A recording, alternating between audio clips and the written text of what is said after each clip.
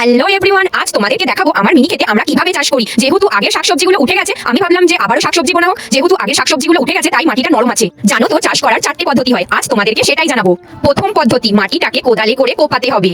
দ্বিতীয় পদ্ধতি হচ্ছে মাটিটাকে পায়ে করে সমান করতে হবে।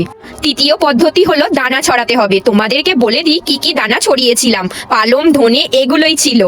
আর একটা দানার কথা বলতে তো ভুলেই গেছি, আর একটা দানা ছড়িয়েছিলাম, সেটা হচ্ছে কঙ্কা দানা। আচ্ছা তোমরা কি বলতে পারবে কঙ্কা দানা আসলে কি দানা?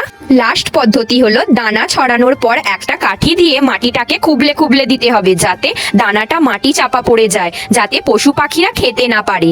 জানো তো জমির ধারে ধারে মূলো দানা দেয়া হবে, তার জন্য আমার মা একটা লাইন টেনে নিল। যাই হোক, মূলো দানাটা ছড়িয়ে দিল। এই হলো আমার মিনি ক্ষেতের চাষ করার পুরো পদ্ধতি, তোমাদেরকে দেখিয়ে দিলাম। জানো তো একটা চাষের পেছনে একটা চাষির প্রচুর পরিশ্রম থাকে। যাই হোক, আমার খেপু সোনা এখানে ধনে পাতা চুরি করছিল। দেখো, এই ছোট্ট চোরটাকে আজকে আমি ধরতে পেরে গেছি। তো আজকের ভিডিওটা এই পর্যন্তই, দেখা হচ্ছে পরের ভিডিওতে। Bye bye guys.